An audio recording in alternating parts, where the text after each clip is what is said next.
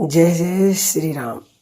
क्या आप जानते हैं माँ सरस्वती केवल पढ़ाई की देवी नहीं है, वो विवेक, निर्णय शक्ति, वाणी की शुद्धता और जीवन की दिशा देती हैं।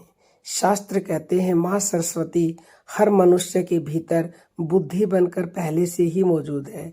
उन्हें बाहर से बुलाना नहीं होता, भीतर जगाना होता है।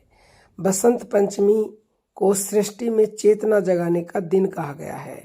इसी दिन ब्रह्मा जी के मुख से सरस्वती का प्राकट्य हुआ, इसलिए यह दिन ज्ञान आरंभ, लेखन, साधना और सही दिशा के लिए सबसे श्रेष्ठ माना गया है। आपको आज सिर्फ 5 मिनट का ये उपाय करना है।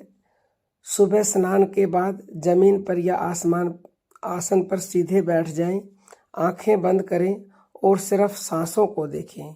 शास्त्र कहते हैं कि प्राणों ही सरस्वती, जहाँ प्राण स्थिर होते हैं वहाँ सरस्वती प्रकट होती है।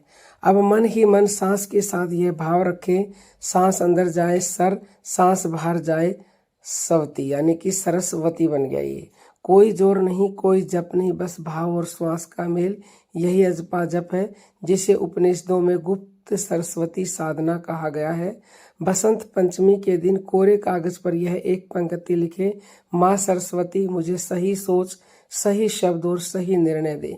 शास्त्रों में लिखा है लेखन से ज्ञान स्थिर होता है, इसलिए गुरुकुलों में इसी दिन लेखनी भी दी जाती थी। आखिर में मन में संकल्प लें, मैं आज से असत्य, कटु और व्यर्थ वाणी से दूर रहूंगा या रहूंगी। माँ सरस्वती स्वच्छ वाणी और निर्मल बुद्धि में ही वास करती है।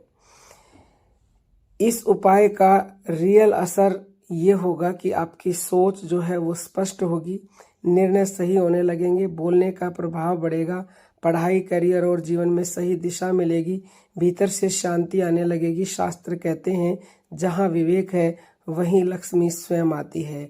याद रखिए, माँ सरस्वती फूल, माला या दिखावे से नहीं, आपकी चेतना की शुद्धता से प्रसन्न होती हैं। अगर यह ज्ञान आपके हृदय तक पहुंचा है तो वीडियो को शेयर अवश्य कीजिएगा, क्योंकि ये बहुत ही पुण्य का काम है और ज्ञान बांटने से ही सरस्वती स्थिर होती है। अब हम अपनी वाणी को विराम देते हैं। जय जय श्री